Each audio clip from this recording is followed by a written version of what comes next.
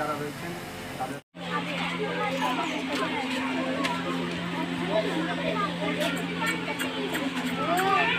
তাদের হে তেজদীপ্ত বঙ্গ সন্তান, আমাদের স্বভাব অনুসারে আমরা তোমাকে পুজো করেছি। আমাদের স্বভাব অনুযায়ী আমরা তোমাকে ভগবান বানাতে চেয়েছি, হয়তো পেরেছি। কান্নার সমুদ্র আজও উত্তাল, অজ্ঞানতার অন্ধকার আজও ভয়ঙ্কর, কর্মবিমুখ পর্দালিকা আজও চতুর্শী। আমরাই ধোঁয়াশা ঘেরা শূন্যতায় দাঁড়িয়ে তোমার কথা ভুলে তোমার পুজো করি। তোমার নামে লাইব্রেরি বা পথ বা সংগঠন করি, উৎসব করি, আলুর বাহারে সাজাই মেলা। অন্ধকার যেমন ছিল থেকে যায় তেমন। মাইলস্টোনের সংখ্যা পরিচয় তোমার অসামান্য মেধাকে স্মরণ করায়।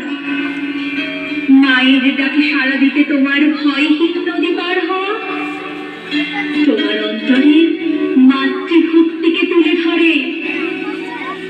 তুমি আমাদের অন্ধকার ভেঙে আলোর বর্ণ পরিচয় ধনী করেছ। তুমি আমাদের বিভ্রান্ত কবিকে শপথে এনেছ, তার হাত থেকে আদায় করেছ মেঘনাদ পথ।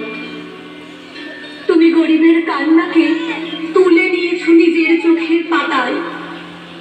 তুমি বাল বিধবার যন্ত্রণাকে পাথর করেছ নিজের বুকে। তুমি লুণ্ঠনকারী ইংরেজের মুখের ওপর তুলে দিয়েছ স্পর্ধার চটি জুতো।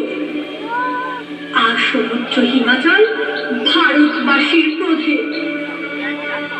আমরা তোমাকে প্রথম ভাগ আর দ্বিতীয় ভাগে ভালোবেসেছিলাম। অক্ষর জ্ঞান সমাপ্ত করেই আমরা চিনতে শুরু করেছি সেই সব মহামন্ত্র, যাতে করে আখের বোঝানো যায়। আমরাই কোনো এক কালে তোমাকে নির্বাসিত করেছি কারমাটারে। তোমার হৃদয় জোড়া ভালোবাসা আর চোখ ভরা জলকে আমরা মূল্য দিইনি। আজও বিধবার বিবাহ সহজ হয়নি। আজও অশিক্ষা অন্ধকারে অন্ধকারে ভয়াল। সত্যিকারের বর্ণ পরিচয় যা ধরা ছিল তোমার প্রতিদিনের জীবনযাপনে, সে বর্ণ পরিচয় আমরা পরিচিত হইনি, হতে চাইনি। তুমি আমাদের ক্ষমা করো।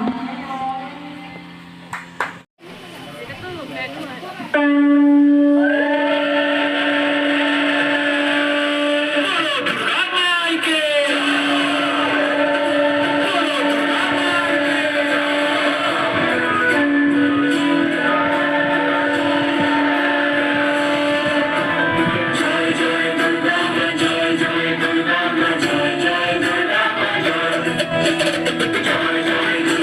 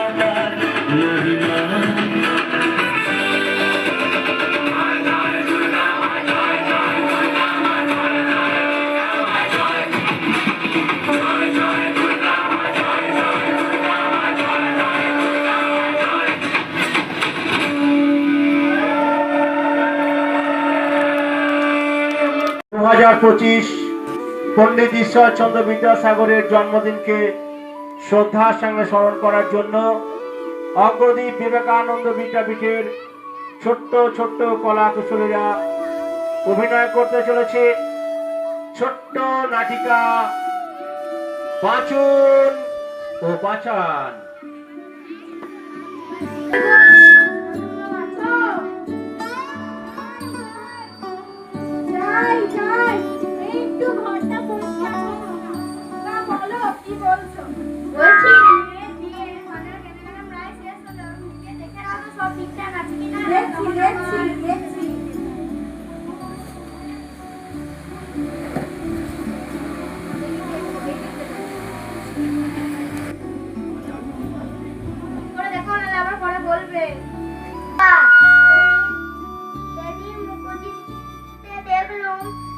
পড়াটার সময় কত বাজি ফোটানো হলো, সন্ধ্যের আকাশ নালে লাল হয়ে গেল। তুমিও যেন দিদির বিয়েতে বাজির ব্যবস্থা করো। বলছি বাবা, তুমি লাল আকাশ যদি আনতে পেরেছো, তুমি একবারও দেখলে না? তোমার ধোঁয়ায় চোখটা জ্বালা করছিল, অনুভব করলে না? আর বারুদের গন্ধে তোমার নিঃশ্বাস নিতে কষ্ট হচ্ছিল, আর তোমার পরিবেশ দূষণ হচ্ছিল, একবারও দেখলে না বাবা? কাকা কাকা এক্ষুনি ছুটে এসো, বাবা কিরম করছে। বাবাকে একটু একটুখানি আগে কথা বলছিল। ডাক্তারবাবু, ডাক্তারবাবু, ডাক্তারবাবু, দাদাকে দেখুন না কি হয়েছে, দয়া করে বাঁচান, কিছু একটা করুন, কিছু একটা করুন ডাক্তারবাবু, দয়া করে আমার দাদাকে বাঁচান। দাঁড়ান দাঁড়ান, দেখছি দেখছি। নার্স নার্স, এটা এক্ষুনি বেডে শোয়ান।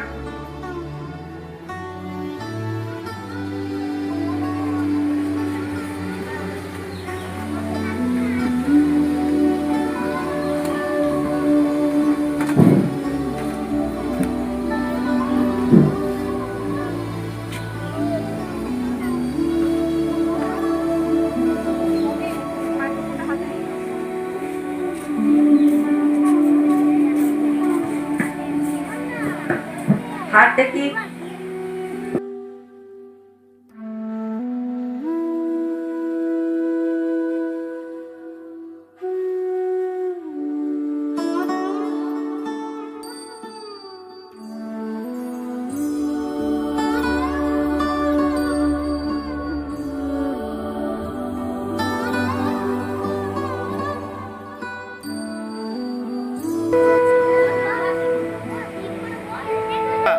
ভীষণ ভয়ঙ্কর অবস্থায় তো। ঠান্ডা জল খেয়েছে, ঠান্ডা জলে চান করেছে। কালকে রাতে কি খেয়েছিলেন? আজ সকালে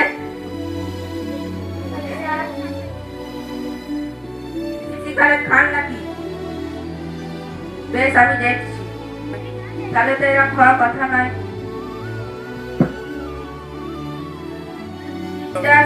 অক্সিজেনটা লাগান আর ইনজেকশনটা দিন।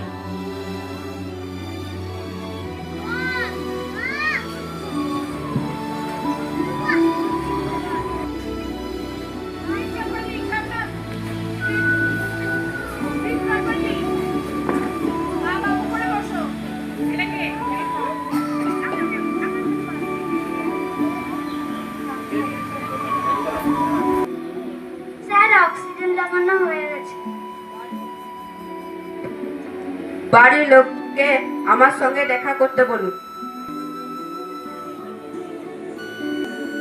আর এই ইনজেকশনটা দিয়ে দিন।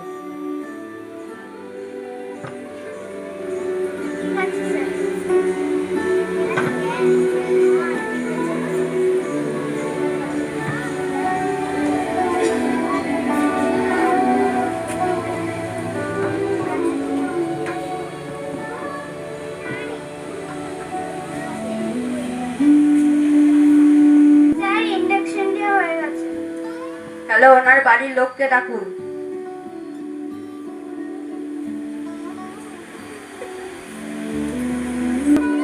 হরিবাবুর বাড়ির লোক কে আছেন? স্যার আপনাকে দেখা করতে বলুন।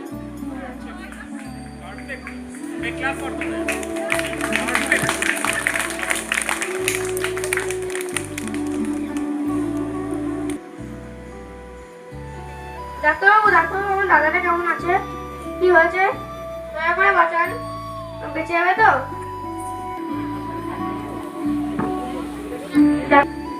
দেখুন, ওনার অবস্থা খুব খারাপ। ও কি স্মোকিং করেন? ঠান্ডা জল খান? তাহলে তো এরকম হওয়ার কথা নয়। যাই হোক, অনিয়ম হয়েছে কিছু। দেখুন, আমি এই প্রেসক্রিপশনটা লিখে দিচ্ছি, এই ওষুধগুলো নিয়মিত খাওয়াবেন।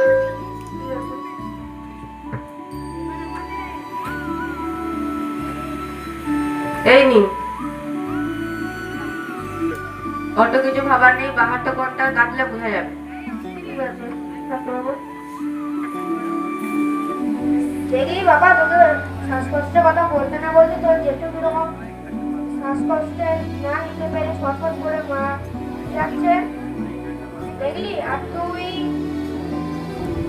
ভাবতাম না বাবা, আমি বুঝেছি আমি আর কখনো বাবাজি মাটানোর কথা বলবো না, কিছুই বলবো না। আজ আমাদের না বোঝার কারণে না জানি আমার জেঠুর মতো কত মানুষ। তুমি বুঝেছো, এটাই অনেক। মুখটা আর কাটতে হবে না, নাহলে শরীর খারাপ করবে। চলো, হাত নেবে।